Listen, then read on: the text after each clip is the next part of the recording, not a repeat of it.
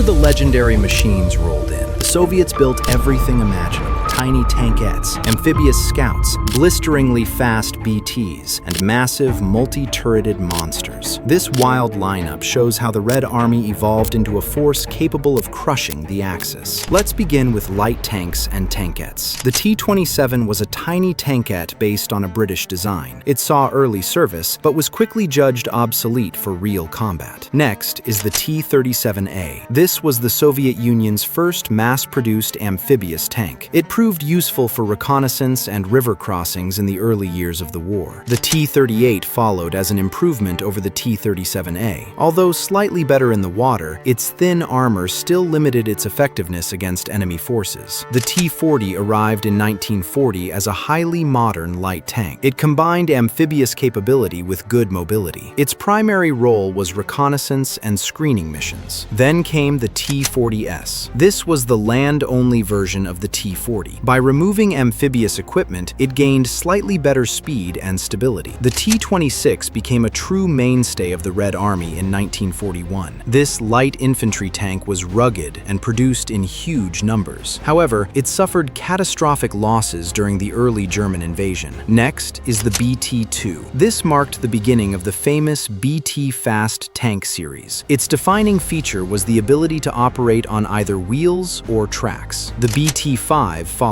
It introduced a much-needed increase in firepower. The addition of a powerful 45mm gun dramatically improved its combat effectiveness. The BT-7 was the final major evolution of the BT Fast tank concept. It used improved welding methods and a more reliable engine, making it both fast and lethal. The BT-7M came next. This definitive BT variant switched to the powerful and dependable V2 diesel engine. That engine would later become famous in the T-34. The BT-7A was an artillery support version of the standard BT-7. It mounted a short-barreled 76mm gun designed for high explosive fire. The T-60 followed during the desperate production rush of 1941. It was cheap, simple, and quick to manufacture. Often, it was pressed into service as a mobile anti-tank platform despite its limitations. The T-70 was developed as an improvement over the T-60. It featured a two-man crew and better armor protection, increasing battlefield survivability. Next is the T-70M. This improved variant introduced wider tracks and upgraded suspension. These changes significantly enhanced reliability and off-road performance. The T-80 followed. This was a rare and technically advanced light tank. It represented the final stage of development, but production ended quickly as the focus shifted to medium tanks. The T-50 was one of the finest light infantry tanks of the early war period. It featured excellent sloped armor and modern design. Unfortunately, its complexity and cost made large-scale production impossible. The T-18 came earlier. This was the first truly indigenous Soviet tank design. Derived from the French Renault FT, it mainly served as a training vehicle once the war began. Now we move on to medium tanks. The T-28 was a powerful interwar medium tank with 3 turrets. While visually intimidating, its thin armor left it vulnerable to German anti-tank weapons in 1941. Finally, the T-34-76. This was the tank that transformed armored warfare. With sloped armor,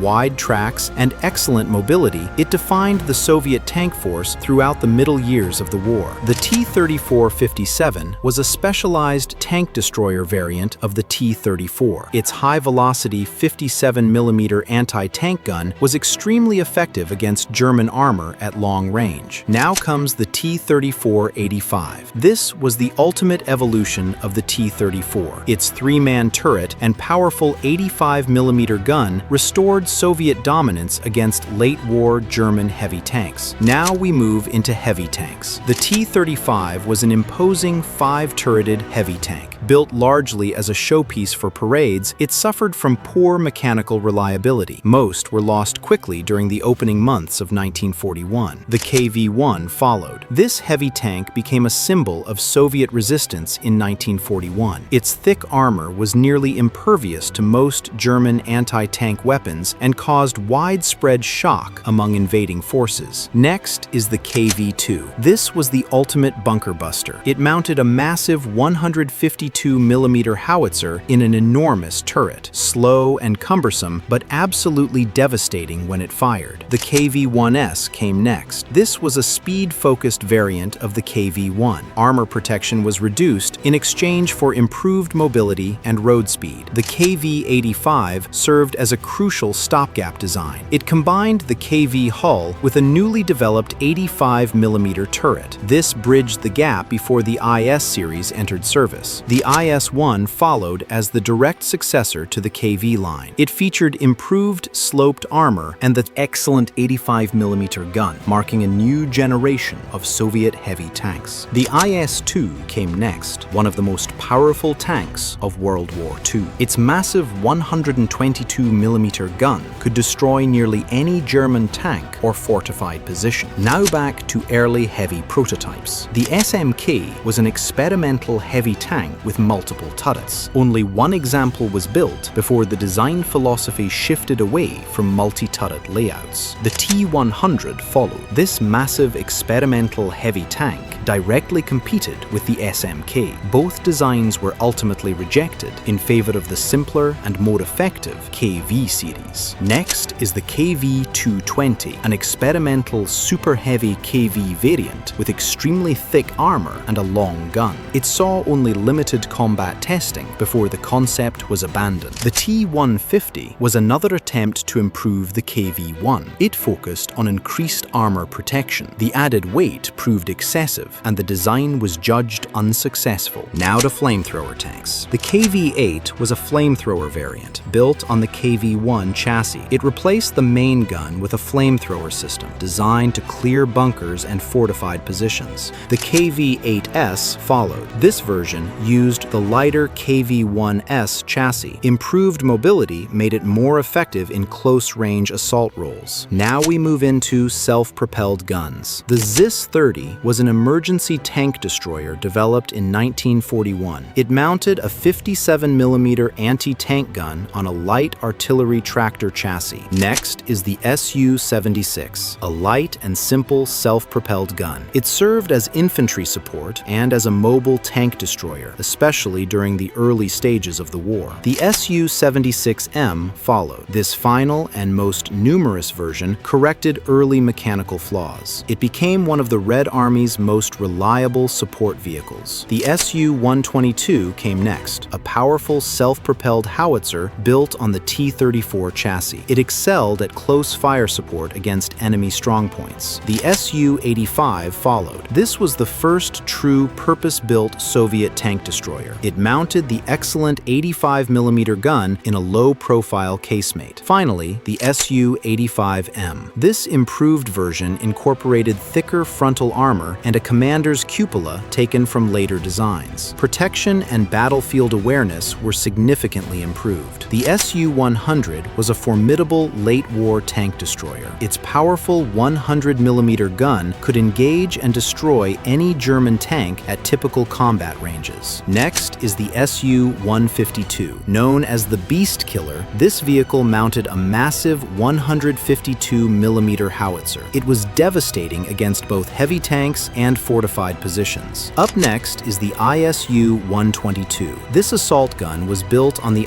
IS chassis and armed with a powerful 122mm cannon. It provided long-range firepower and heavy punch on the battlefield. The ISU-122S followed. This improved version featured a faster-loading gun and a distinctive muzzle brake. These changes significantly increased its rate of fire and overall combat effectiveness. Now comes the ISU-152. This was the ultimate Soviet heavy assault gun. Armed with a 152mm cannon, it delivered overwhelming close support fire against enemy strongpoints. Next is the Su-100Y, an enormous prototype self-propelled gun originally intended for coastal defense. It saw limited combat service during the defense of Moscow. The Su-14 followed. This heavily armored pre-war self-propelled howitzer was built in very small numbers. Despite its size, several units were rushed into service during the crisis of 1941. Then came the Su-14-2, an improved variant of the original Su-14. It retained immense firepower, but its size and weight made it slow and difficult to deploy. Now we move on to armored cars. The BA-27 was the first mass-produced Soviet armored car. Based on the chassis of the T-18 light tank, it entered service in the early 1930s. Next is the FAI. This light, fast, and agile armored car was used mainly by internal security forces and for early reconnaissance missions. The FAI-M followed. This upgraded version used the improved GAZ M1 chassis. Speed, reliability, and handling were all enhanced. The BA-20 came next. A widely used light armored car, it was quick and maneuverable. It served extensively in reconnaissance and courier roles. The BA-20M followed as a modernized variant. It featured a stronger engine and a distinctive conical turret, improving its combat performance. Next is the BA-3. This heavy six-wheeled armored car offered solid cross-country mobility. It was armed with a powerful 45mm anti-tank gun. The BA-6 improved upon the BA-3. It introduced better armor protection and wider tires for improved traction. The BA-10 followed. This became the most numerous and effective Soviet heavy armored car of the pre-war period. Fast and well-armed, it packed serious firepower for its size. The BA-64 came next, a highly successful late-war light armored car. Built on the GAZ-67 chassis, it was cheap,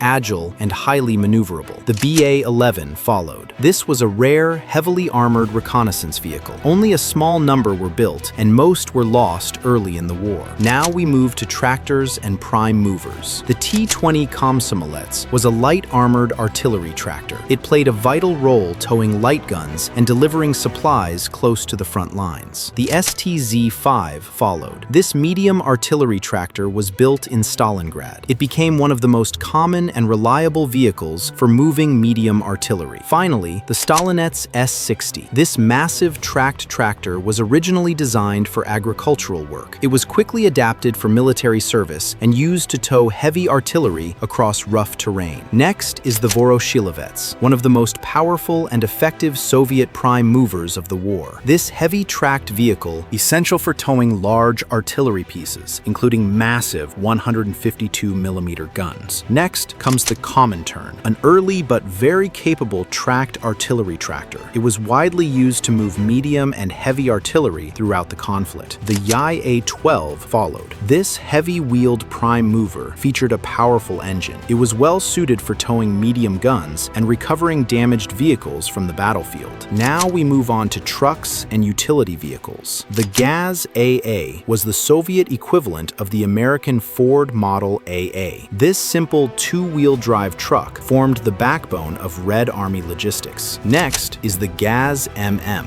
This was the modernized version of the GAZ-AA. An improved engine made it slightly more powerful and more reliable. The GAZ-AAA followed. This three-axle version of the standard GAZ truck offered improved payload capacity and better off-road traction. The ZS-5 was known as the Soviet 3-ton workhorse. Produced in enormous numbers, it was absolutely critical to maintaining Red Army mobility. The ZS-5V was the simplified wartime version. Wooden cabs and stamped metal parts were used to conserve vital resources. The Z6 came next. This six-wheel drive heavy truck served as an artillery prime mover and as a mobile platform for anti-aircraft weapons. The YAG-6 followed. A heavy-duty pre-war truck, it was often used for specialized roles, including mounting anti-aircraft guns. The YAG-10 was the heavy three-axle variant of the series. It was one of the few Soviet trucks capable of towing the heaviest artillery pieces pieces during the early war years. Next is the ZS-42, a half-track transport vehicle designed to improve mobility in deep mud and snow. It performed well where standard wheeled trucks struggled. The GAZ-60 followed. This rare semi-track vehicle was developed for off-road towing and offered much better traction than standard trucks. The GAZ-M1 came next. Often called the MCA, this reliable passenger car was adapted from American designs. It was widely used for staff transport and liaison duties. The GAZ-61 followed. This was the first all-wheel drive passenger car produced in the Soviet Union. It gave commanders improved mobility across rough terrain. The GAZ-64 was next. This was the Soviet answer to the American Jeep. It became an essential light utility vehicle for troop transport and reconnaissance. The GAZ-67 followed as an improved version. A wider track increased stability and off-road reliability. Finally, we reach the Aerosans. The RF-8 Aerosan was a light motorized sled driven by a propeller. It was used for rapid reconnaissance, patrols, and mail delivery across frozen terrain. Next is the NKL-26. This was a heavily armed combat Aerosan. It featured armor plating and an aircraft engine, allowing it to deliver fast-moving machine gun fire over snow. The NKL-16 completed the series. This was the unarmed transport version of the Aerosan, used to move supplies and personnel across frozen landscapes.